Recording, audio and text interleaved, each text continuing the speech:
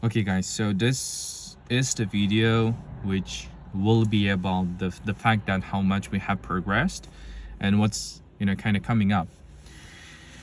I think the fact that kind of AI and AI agents took all the mundane and then kind of the work that we used to do previously, like kind of writing a code manually and then kind of going throughout all the checks and TypeScript check or whatever. I'm just like kind of saying TypeScript because we use a lot of TypeScript, so it's not something kind of specific for the TypeScript, but for all languages, right? So you're using AI and you're using Cloud or Codex or whatever, Gemini or so. So I think one thing, actually just like two things, which we have to be so cautious from my point of view, because I have made so many mistakes on that and I'm still kind of feeling quite depressed. So the first one would be about as the AI is like kind of took all the work for writing code, and we're not just like writing a code. Like honestly, it has been months, which I stopped writing a code and 100% code is like being written by Cloud, and I'm just like kind of guiding AI to what to output basically. So this is like the work of the AI. So it's more about like architecture, maintainability, is it stable? So basically those are the things which we have to think, which was the first point, which I guess I get it right and I am doing pretty much like good on that. I'm just like properly handling AI to write a code in specific way. For sure AI does mistake and I kind of fix them along the way by saying, oh, you're not just like doing that, you should supposed to do. And I'm also just like keep asking the question why AI is not following. Is there like any specific rules or markdowns or just like knowledge base where the AI gets conflicted and then it kind of goes out of border or just like out of the breach where it shouldn't just like kind of write a code a specific way. So this is something I kind of get it and made it work properly, and yeah, it works fine. And I do believe like you are the one also kind of got it right. I think the second point is just like kind of very important, as in sorry for the British accent that I'm speaking right now, as I work for the company located in Britannia, basically in London. I'm just like kind of mixing up some specific words because I used to hear a lot of like those words. And sorry, just like going off topic for a bit, but yeah, so the second point, it will be about just like thinking as a user. So when I say thinking as a user, I mean asking those like specific questions. Does it make sense? Like as a user, does it make sense? Does it help?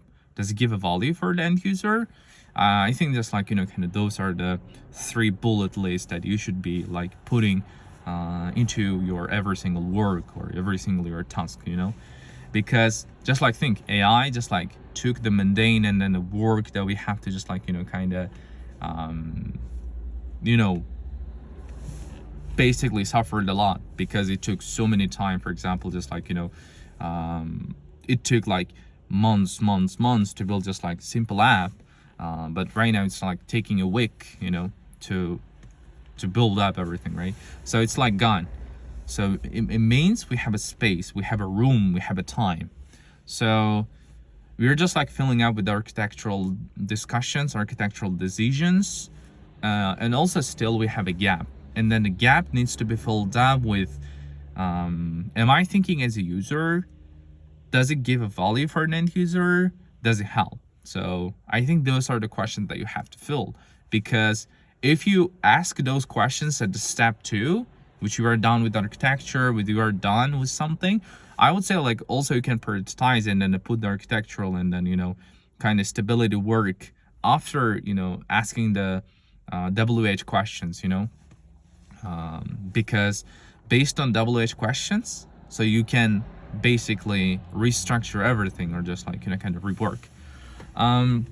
But yeah, so because this point where you should have just like not only be just like kind of writing a code, but you should just like be thinking as a user, this is what depressed me a lot. this is what I'm also, kind of getting a lot of backlash and, kind of, feeling a lot of basically, depression for that. Because, like, as I have, kind of direct access to my CEO, because I'm not just like an engineer, but I have a bit higher position. So I do have a direct access to my CEO. We can just like talk and can discuss. So I'm hearing a lot of like, kind of the message or, basically points where he's making that, like I built this with cloud or, kind of gets right and it does pretty fast, just like within 5 minutes, but it takes weeks for the engineering team. I think this is what kind of, depresses a lot because like, yeah, it depresses a lot, especially if you're just like, kind of developer. It stems from the fact that CEO asks those WH questions because it doesn't know anything about just like, kind of technology.